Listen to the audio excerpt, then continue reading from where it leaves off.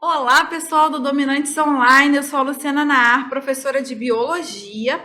Nós vamos falar nessa videoaula sobre o sistema digestório parte 2. Na verdade, a gente vai falar sobre a digestão em si. Se você não assistiu a primeira videoaula sobre o sistema digestório, aconselho a voltar lá, porque a gente comenta sobre os principais órgãos que fazem parte do tubo digestório. Nessa videoaula, a gente vai falar como que realmente acontece a digestão ao longo da passagem desses órgãos, ok? Então, olha só, a gente tem dois tipos de digestão.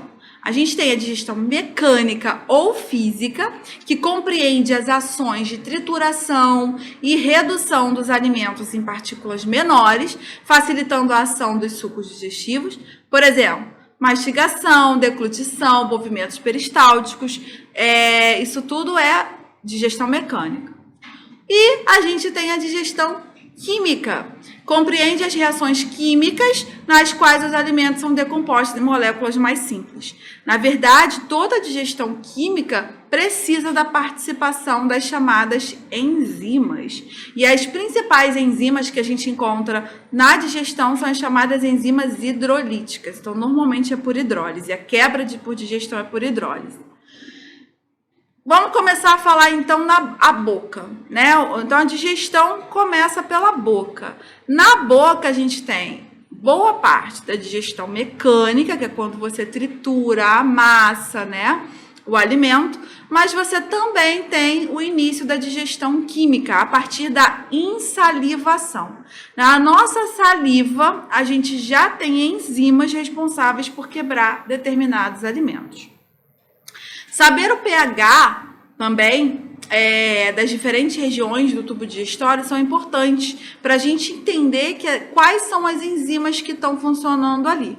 Por exemplo, o pH da boca é 7, mas quando a gente engole o alimento, ele chega no estômago, que tem um pH mais ácido, em torno de 2,5, 3, ok? E aí as enzimas que vêm da boca, elas acabam, depois de um tempo, inativando, porque não é o pH ideal delas. Então, o pH 7 é um pH neutro, é o pH ótimo para as enzimas da saliva. Essas enzimas, elas fazem a quebra da digestão do amido em maltose, ok? Amido é um polissacarídeo, maltose é um disacarídeo. Então, a gente vai começar a quebrar tudo que é amido em maltose já na boca. A enzima que faz isso é a pitialina, ou também chamada amilase salivar. E o mecanismo de controle é terminações nervosas do sistema nervoso autônomo, simpático e parasimpático, que faz você salivar mais ou salivar menos, dependendo da necessidade. Aí você engole o alimento. Na faringe e no esôfago é apenas passagem, não existe digestão química, ok? Então é somente digestão física, movimentos peristálticos. E aí a gente chega no estômago. No estômago a gente tem a chamada quimificação.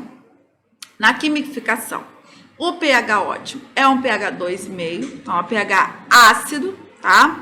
A gente tem glândulas chamadas glândulas na mucosa, que vão realizar a produção de um muco protetor da parede do estômago, tá? E a gente tem também as glândulas G, que realizam a produção de um hormônio chamado gastrina.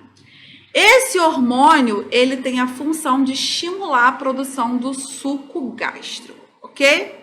Temos também as glândulas parietais, que produzem o ácido clorídrico do suco gástrico, e o fator intrínseco gástrico, que ajuda também na digestão das proteínas.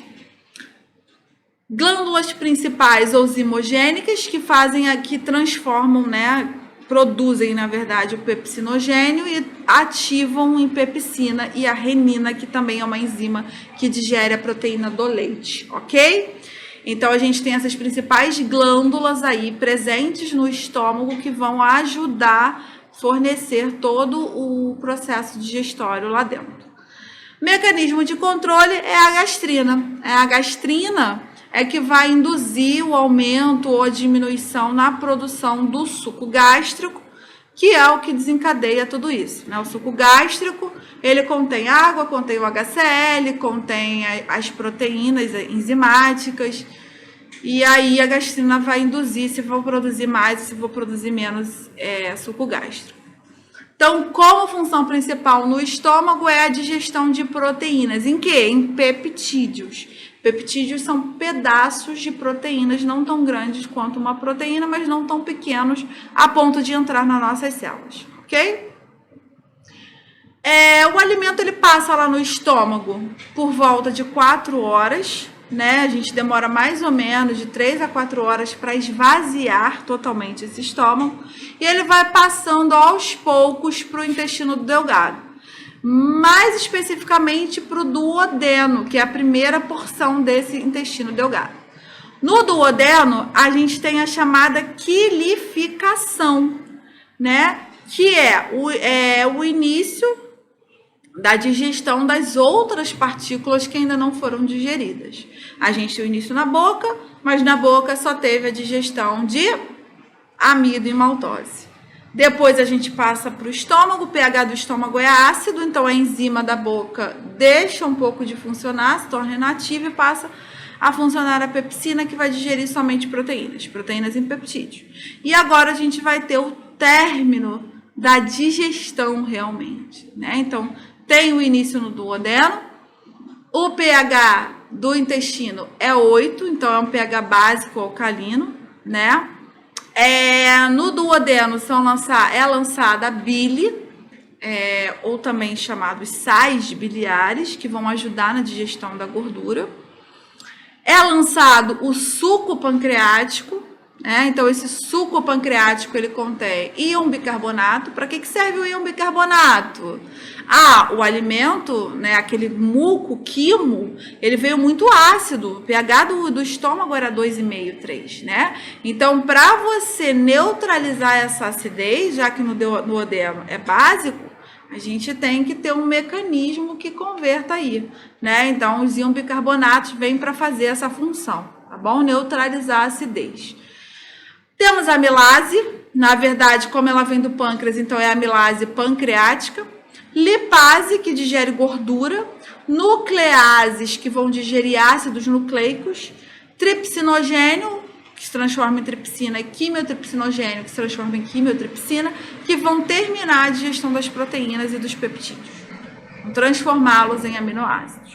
Então, é no intestino delgado que a gente tem digestão de amido, término da digestão de amido, começou na boca, lipídios, proteínas, peptídeos, ácidos nucleicos, entre outros.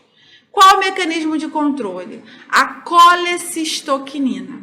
A gente produz a colecistoquinina para induzir a produção de bile e para induzir a produção do suco pancreático. A secretina também é importante, né, para estimular o pâncreas na produção do suco pancreático. E a enterogastrona ou peptídeo inibidor gástrico, que vai inibir, então, vai ajudar na inibição da digestão lá no estômago, né, e de todo o teor ácido que veio do estômago. O término da quilificação acontece no jejum no ilho, né, que é aquela porçãozinha final do intestino delgado. Na verdade, é a maior parte do intestino delgado. O duodeno é 25 centímetros apenas iniciais, o resto todo é jejum no ilho. Também tem o pH 8, básico alcalino, já está neutralizado porque o duodeno já neutralizou a acidez que veio do estômago.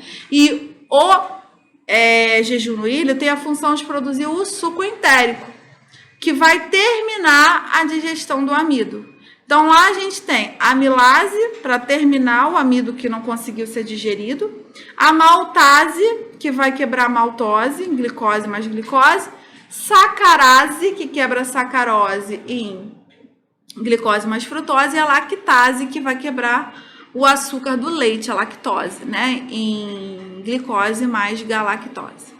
Então, olha aí, digestão de maltose em glicose, sacarose em frutose e glicose, lactose em glicose e galactose. Então, olha só para a gente entender a ação hormonal durante a digestão. Então, a gente tem a colecistoquinina, olha, que induz lá no fígado. Na verdade, a ação hormonal começa já pelo estômago, né? Você tem a gastrina, que ativa, né, principalmente a produção de suco gástrico no estômago. Você tem a passagem, então, desse alimento e a secretina sendo produzida pelo duodeno. A secretina ela induz o pâncreas na produção do suco pancreático, né? A colecistoquinina, que vem do pâncreas e vem no fígado também, e a enterogastrona, que seria um inibidor da função gástrica, ok? Então, olha aqui especificadinho pra gente: gastrina fica no estômago, o órgão-alvo dela é o estômago e estimula a produção de suco gástrico. Secretina é produzida pelo intestino, o órgão-alvo dela é o pâncreas e estimula a liberação de bicarbonato. A colecistoquinina é produzida pelo intestino, pâncreas e vesícula biliar, estimula a liberação da bile pela vesícula e a liberação de enzimas no pâncreas. E a enterogastrona, então, que é produzida no intestino, tem como órgão-alvo o estômago e inibe, então, o peristaltismo estomacal, ok? Resumindo, então, para a gente terminar esse quadro importantíssimo para a gente guardar, ok? Boca tem como substrato o amido, digestão de amido, a enzima amilase salivar e o produto a maltose. Já no estômago, a gente tem a digestão de proteínas, um pouquinho de nada de lipídio, tá?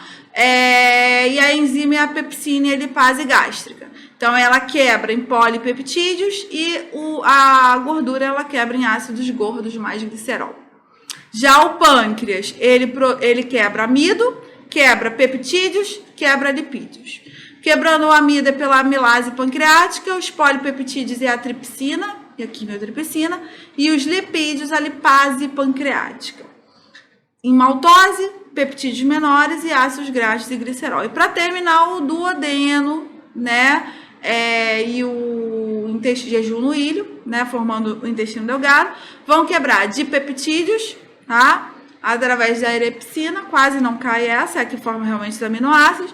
Maltose, lactose e sacarose, pela maltase, lactase e sacarase, respectivamente, formando glicose mais glicose na maltose, glicose mais galactose na lactase e glicose mais a levulose ou a glicose mais a frutose pela sacarose, ok? Galera, isso então é o que acontece com os alimentos quando eles passam ao longo do nosso tubo digestivo. Depois disso tudo, eles estão prontos para cair na corrente sanguínea, passa pelo fígado para uma possível desintoxicação, possível encaminhamento, e em seguida volta para o intestino para ser distribuído para todas as nossas células do corpo, ok? Obrigada pela atenção de vocês, até uma próxima videoaula.